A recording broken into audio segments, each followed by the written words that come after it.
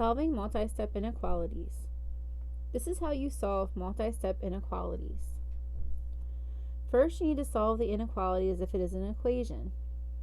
So just pretend like the less than sign or the greater than sign or whatever sign you have is the equal sign, and solve it like you normally would an equation. So I'm going to go through this first one. If I were solving this, I would just combine like terms.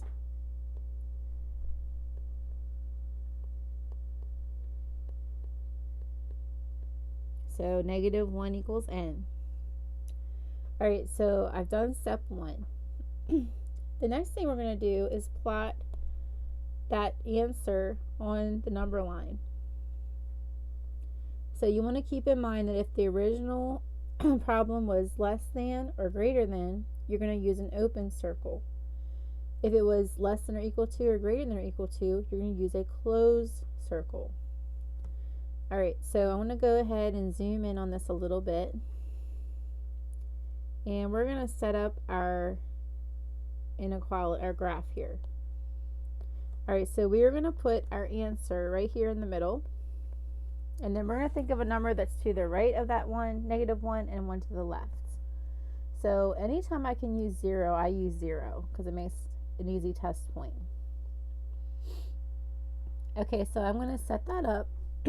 And because this is a less than sign, I'm going to put an open circle on -1. Alright, so we have taken care of step 2. Step 3 says test a point to decide how to write your simplified inequality. Okay, so we have 2 possible test points. We can plug in a -2 or we can plug in a 0. Now anytime I can use a 0, I use it because it makes life easier. So I'm going to try to test 0. And this all goes away. And we can see if this is a true statement. Okay, -5 times 0 is 0, plus 2 times 0, which is also 0.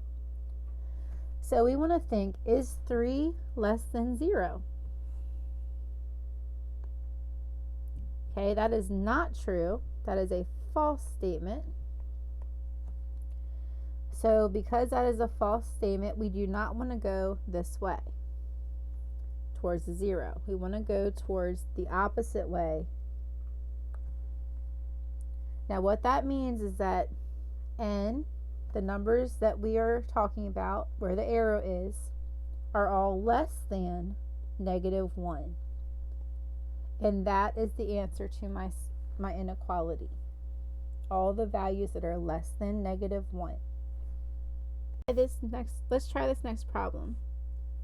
So we have 6 minus 4 times the quantity 6x plus 7 equals 122. Alright, so the first thing we're going to do is distribute this -4.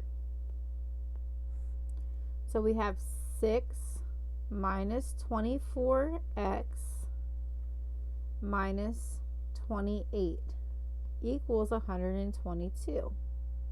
So remember, our first step is to think of the inequality. Okay, this is my inequality over here. Think of that as being an equation. Alright, so we're going to combine like terms. So 6 minus 28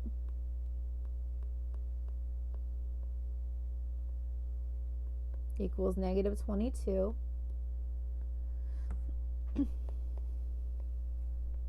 We're going to add 22 to both sides.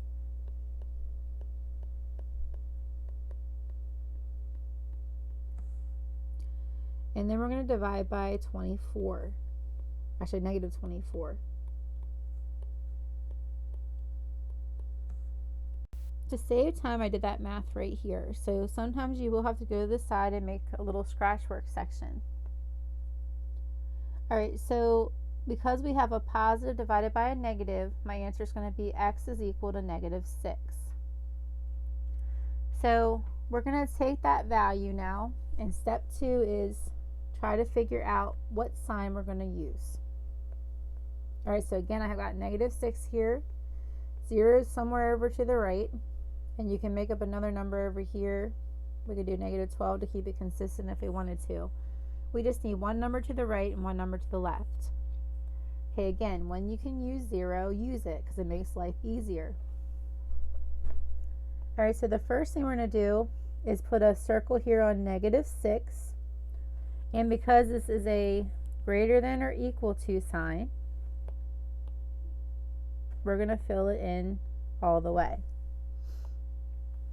What that means is that negative 6 is also going to work for this inequality. All right, so again, we're going to pick a test point. If we can pick 0, we're going to use 0 because it makes life easier. And most of the time, you will be able to use 0 as a test point.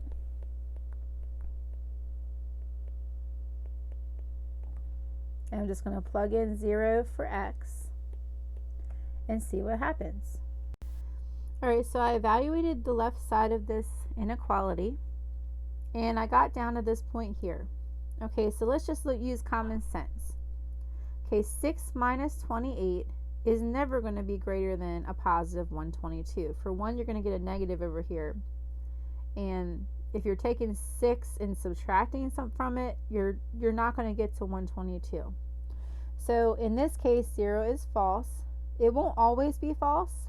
It just happens to be in these two situations that it's false. So we want to go the opposite way, and we want to use that inequality. Okay, so if you notice here, it's not going to be the same direction that we started with.